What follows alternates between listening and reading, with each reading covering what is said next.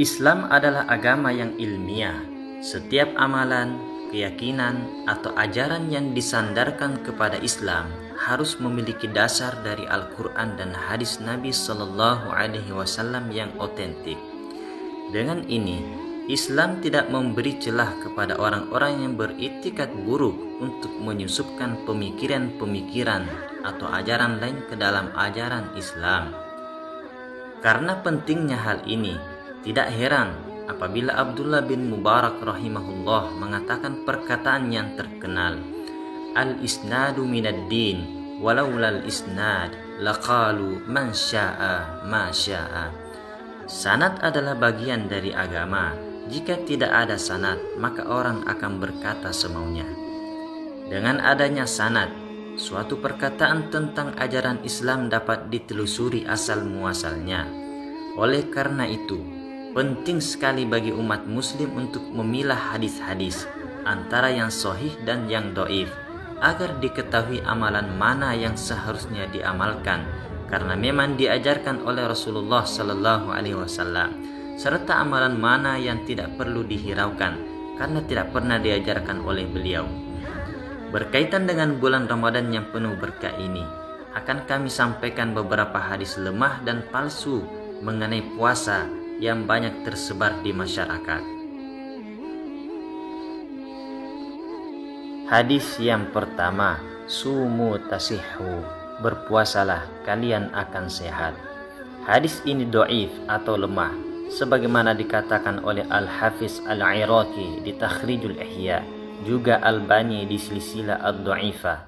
Bahkan As-Saghani agak berlebihan mengatakan hadis ini maudhu atau hadis palsu dalam Mawdu'at As-Saghani. Keterangan, jika memang terdapat penelitian ilmiah dari para ahli medis bahwa puasa itu dapat menyehatkan tubuh, makna dari hadis dhaif ini benar, namun tetap tidak boleh dianggap sebagai sabda Nabi Sallallahu Alaihi Wasallam. Hadis yang kedua, naumus shaimi ibadatun wa sumtuhu tasbihun wa du'a'uhu mustajabun wa amaluhu mudha'afun. Tidurnya orang yang berpuasa adalah ibadah, diamnya adalah tasbih, doanya dikabulkan dan amalannya pun akan dilipat gandakan pahalanya. Hadis ini dhaif sebagaimana dikatakan Al-Hafiz Al-Iraqi dalam Takhrijul Ihya. Albani juga mendhaifkan hadis ini dalam Silsilah Ad-Dha'ifah. Terdapat juga riwayat yang lain, as-shaimu fi ibadatin wa in kana raqidan ala firashihi. Orang yang berpuasa itu senantiasa dalam ibadah meskipun sedang tidur di atas ranjangnya. Yang benar, tidur adalah perkara mubah atau boleh dan bukan ritual ibadah. Maka, sebagaimana perkara mubah yang lain, tidur dapat bernilai ibadah jika diniatkan sebagai sarana penunjang ibadah. Misalnya, seseorang tidur karena khawatir tergoda untuk berbuka sebelum waktunya, atau tidur untuk mengistirahatkan tubuh agar kuat dalam beribadah. Sebaliknya, tidak setiap tidur orang berpuasa itu bernilai ibadah. Sebagai contoh, tidur karena malas atau tidur karena kekenyangan setelah sahur. Keduanya tentu tidak bernilai ibadah, bahkan bisa dinilai sebagai tidur yang tercela. Maka, hendaknya seseorang menjadikan bulan Ramadan sebagai kesempatan baik untuk memperbanyak amal kebaikan, bukan bermalas-malasan.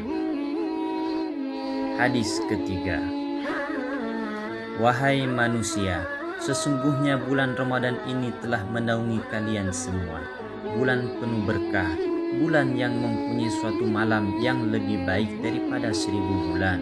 Bulan yang Allah menjadikan puasa pada bulan tersebut suatu kewajiban dan sholat malamnya sebagai sunnah.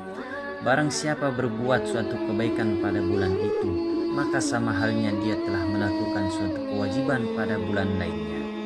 Bulan yang awalnya berupa rahmat, pertengahannya berupa ampunan, dan akhirnya berupa pembebasan dari neraka.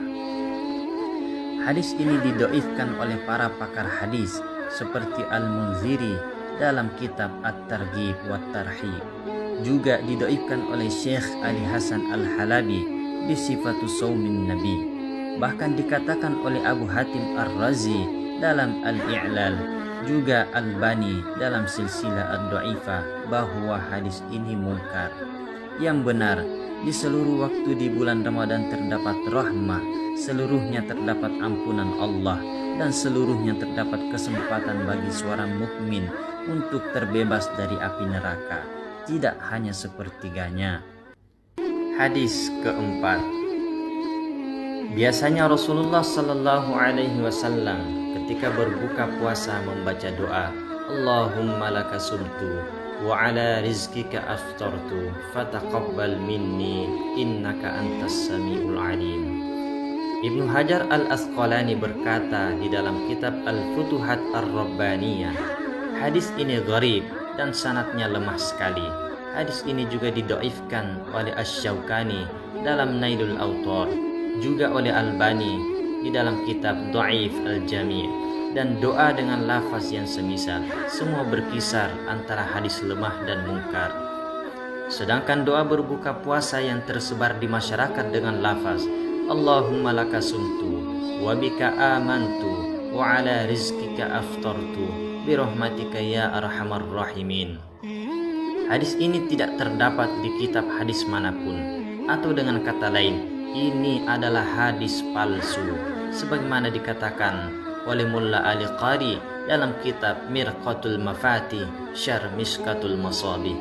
Adapun doa yang tersebar di masyarakat dengan tambahan wabika amantu sama sekali tidak ada asalnya, walau secara makna memang benar. Yang benar, doa berbuka puasa yang dicontohkan oleh Rasulullah Sallallahu Alaihi Wasallam terdapat dalam hadis. Rasulullah Sallallahu Alaihi Wasallam ketika berbuka puasa membaca doa, zahabaz zama'u wa batalatil uruq wa thabatal ajru insyaallah. Hadis ini diriwayatkan oleh Abu Dawud, Ad-Daruquni, dan dihasankan oleh Ibnu Hajar Al-Asqalani di Hidayatur Ruwah, juga oleh Albani di Sahih Sunan Abi Dawud. Semoga Allah Subhanahu wa taala memberikan kefahaman kepada kita semua. Assalamualaikum warahmatullahi wabarakatuh.